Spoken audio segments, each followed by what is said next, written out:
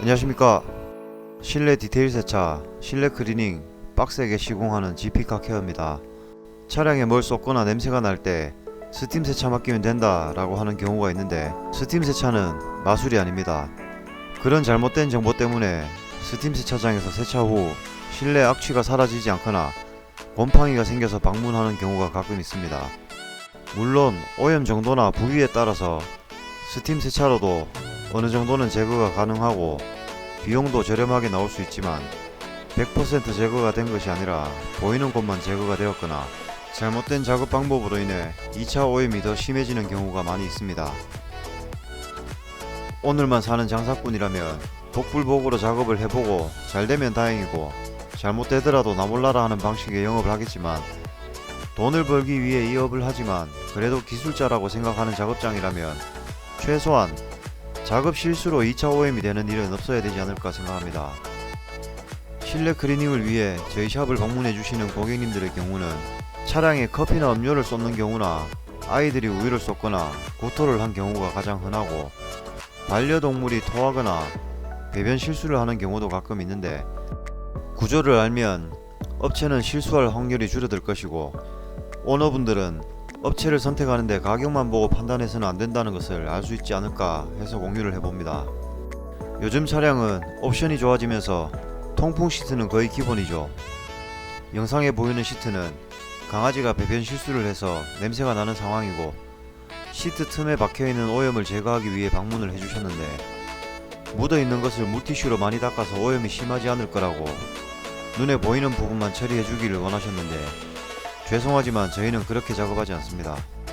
물티슈로 열심히 닦으신 덕분에 시트 뒤쪽이 이렇게 오염이 되어 있는데, 눈에 보이는 부분만 제거해드렸다면 분명 냄새가 제거되지 않아서 크레임이 걸렸거나 작업이 마음에 들지 않는다고 타 업체에 가버리시면 제 실수가 아니더라도 제가 실수해서 시트 아래쪽이 오염된 거로 오해받기 딱 좋은 상황이 되는 것이죠.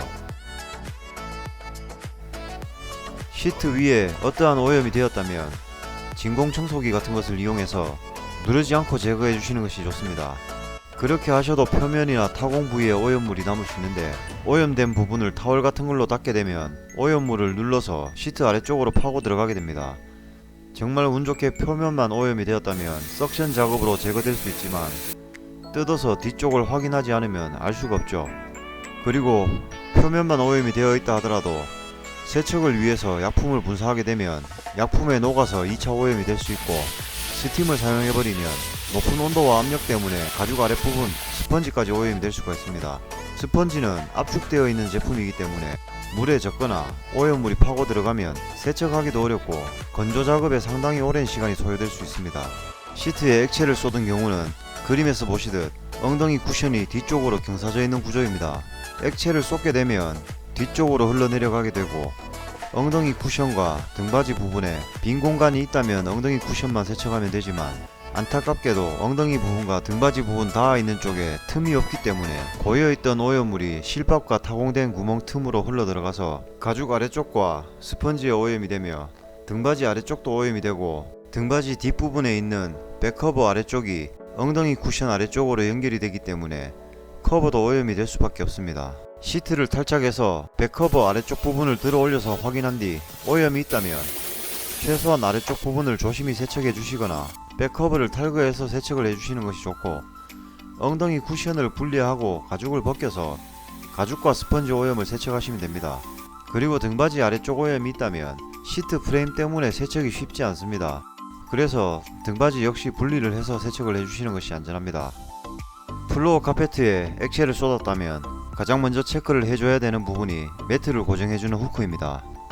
후크는 플로어 카페트에 구멍을 뚫어서 고정을 해놓는 구조이기 때문에 틈이 있을 수밖에 없습니다. 액체는 그 틈으로 흘러 들어갈 수 있기 때문에 후크 부분에 오염이 되어 있다면 번거롭더라도 시트를 탈착하고 사이드 커버를 탈착해서 플로어 카페트 아래쪽도 확인을 해주시는 것이 좋습니다. 영상의 차량은 과일 음료를 쏟은 적이 있지만 입고 계시다가 스팀 세차를 맡기셨는데, 그 스팀 세차장에서 곰팡이가 있는 것을 발견하고 스팀 세차로 진행한 뒤 차를 찾으러 오신 고객님께 곰팡이가 있어서 스팀을 평소보다 많이 사용해드렸다고 생색을 냈지만, 얼마 뒤 곰팡이가 다시 생겼다고 그 스팀 세차장이 아닌 저희 샵을 방문을 해주셨는데 그 생색내신 과한 스팀 사용 덕분에 카페트 아래쪽까지 오염이 되었습니다. 이런 경우 음료가 점도가 높은 음료라고 하셨기 때문에 저희는 고객님이 음료를 쏟아서 후크 아랫부분이 오염되었다기보다 스팀을 과하게 사용했기 때문에 녹아서 흘러 들어갔다라고 판단할 수밖에 없습니다. 제가 고객님께 그렇게 설명을 해버리면 그 스팀 세차장은 생색내서 단골 고객 확보를 한 것이 아니라 돈 욕심에 푼돈 몇만원 벌고 단골 고객이 될 수 있었던 분을 놓치게 된 것이고, 그 주변 지인분들께 소문이라도 내버리면 상당수의 잠재 고객을 놓치게 되는 것입니다. 참고로 이 고객님은 저희 샵 인근 모 대기업에 다니시는 분이고 주변 확장단지 아파트 입주민이신데, 선생님 실수하시는데 예. 차라리 세차하려고 봤더니 곰팡이가 보이는데 본인은 자신이 없어서 불가능하다라고 설명하지 마시고, 장비가 없어서 작업이 불가능하니 이번엔 장비가 있는 곳에 가셔서 작업하시고 다음에 세차하실 때 이용해달라고 설명드린다면 오히려 그 손님은 그 샵을 더 신뢰하게 되고 단골이 되지 않겠습니까?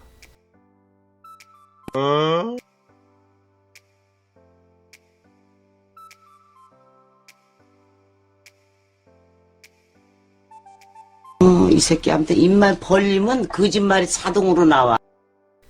제발 푼돈에 눈 멀어서 하루만 사는 행동 좀 하지 맙시다.